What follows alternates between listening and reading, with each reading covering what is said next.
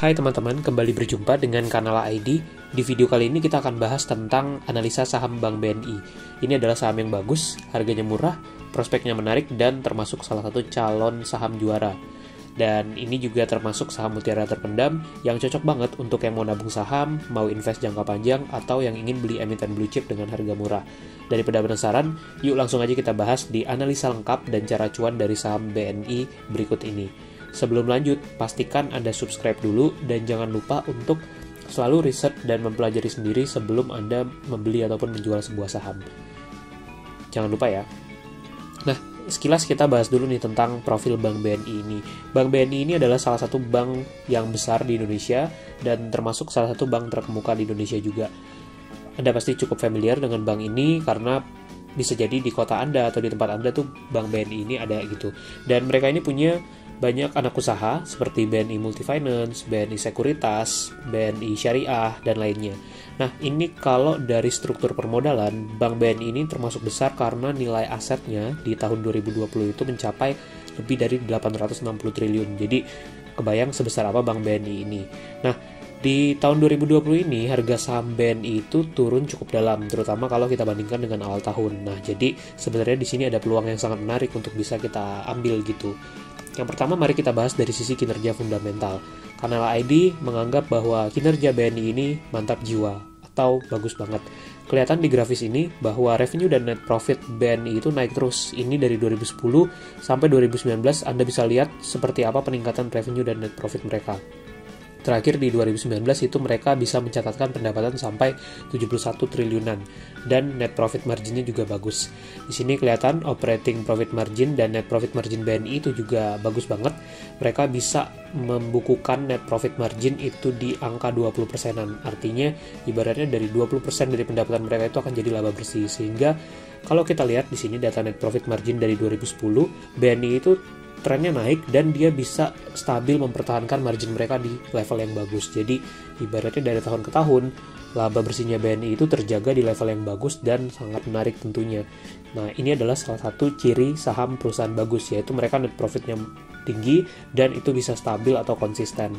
Kalau kita lihat dari sisi return on asset, kelihatan bahwa BNI ini ada di sekitar 1,9%-an ya, dekat-dekat 2%. Untuk perbankan berada di angka segitu itu termasuk cukup baik. Jadi kalau Anda beli saham bank, pastikan Anda selalu cek juga return on assetnya seperti apa. Nah, kalau kita lihat di 2020 ini, di kuartal 1 2020, BNI itu masih bisa mencatatkan kenaikan laba. Dia bisa membukukan laba 4,25 triliun di kuartal 1 ini. Walaupun di kuartal 2 ataupun secara umum di 2020 ini, kemungkinan kredit macet akan meningkat karena ekonomi melambat kan, dan bisa jadi laba bersih Bank BNI ini akan turun juga, sehingga ada penurunan kinerja. Tapi, kedepannya menurut Kanal ID, prospek untuk perbankan itu masih cukup menarik karena ketika ekonomi pulih, perbankan pasti akan jadi salah satu sektor yang paling diuntungkan atau yang terdepan. Kenapa? Karena saat pemulihan ekonomi, pastikan kredit akan disalurkan. Nah, disinilah BNI mungkin bisa mengambil peran dan menjadi salah satu pemain unggulan di sektor tersebut. Jadi ada peluang di sana.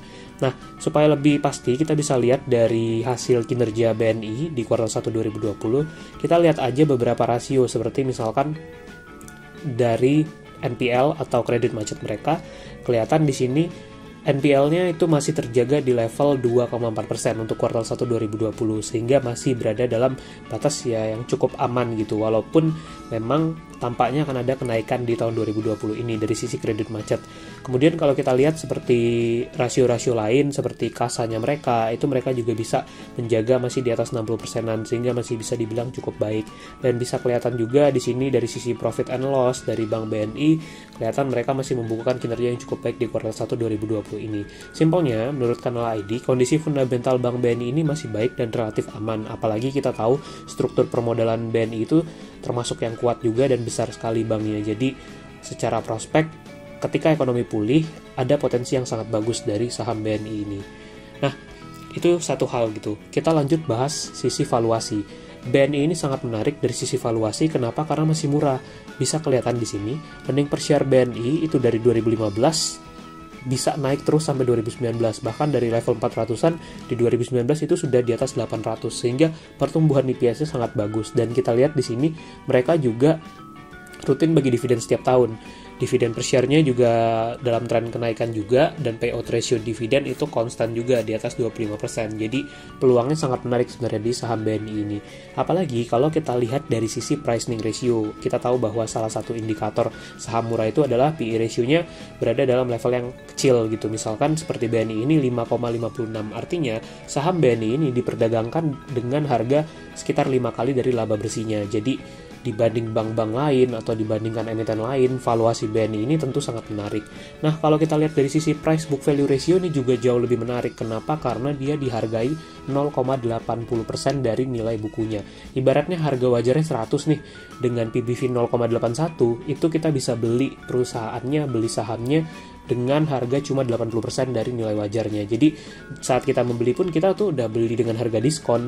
Ibaratnya kita mau beli bank bagus, dikasih harga diskon. Anda bayangkan aja, mungkinkah di dunia nyata Anda mau akuisisi atau beli bank BNI tapi dengan harga diskon? Jangankan harga diskon, Anda beli di harga wajar pun belum tentu si pemilik mau menjual. Bahkan mereka pasti minta harga yang lebih tinggi karena kan mereka tahu ini perusahaannya bagus gitu. Dan dari sisi dividen kita bisa lihat BNI ini konsisten membagikan dividen setiap tahunnya dan rasio pembayarannya pun terjaga di level yang cukup baik. Jadi dari valuasi masih murah, dividen mereka juga terus bagi tiap tahun, sehingga potensi dan peluangnya sangat menarik di saham BNI ini.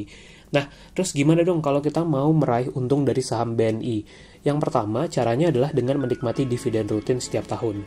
Ini saya sajikan data histori dividen BNI dari 2010 sampai 2017. Walaupun tadi Anda sudah lihat di 2019 pun mereka masih bagi dividen dengan rasio yang cukup baik. Kelihatan di sini ada tren peningkatan. 2010 mereka cuma bagi Rp65 ya per lembar saham dividennya. Tapi terus naik tuh 62, 145, 144 bahkan sampai level 200-an.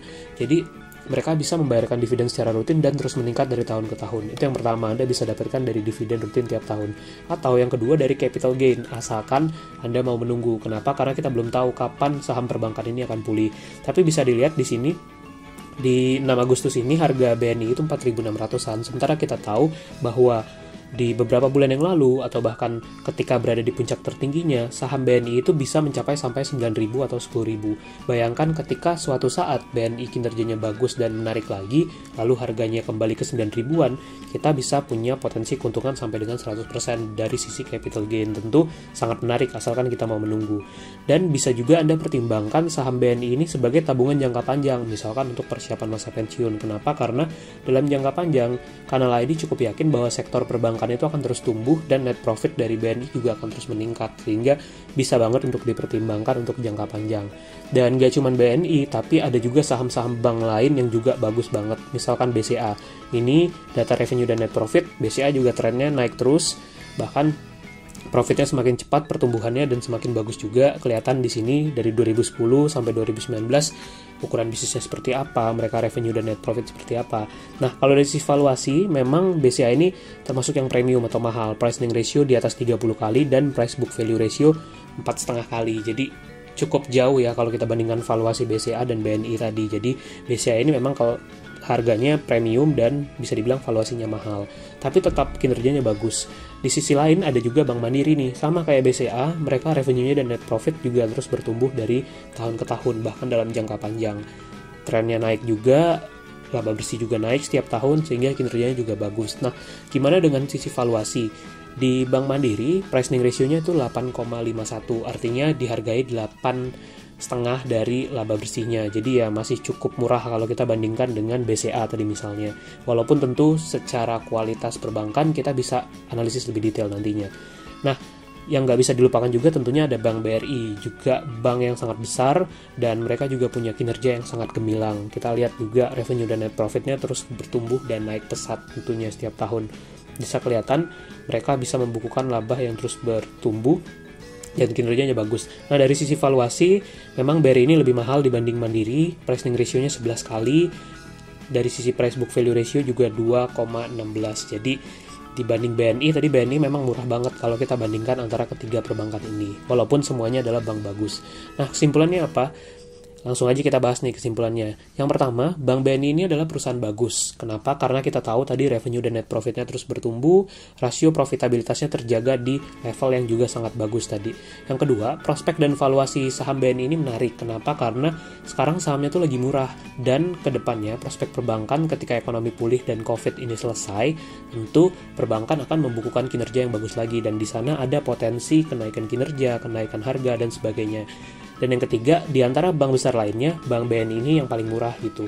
Nah, sebelum mengakhiri video ini, Kanala mau tanya nih, kalau kalian diberi uang 100 juta, kalian akan belikan saham apa aja? Share dong di kolom komentar, kalau dikasih 100 juta, kalian mau beli apa aja?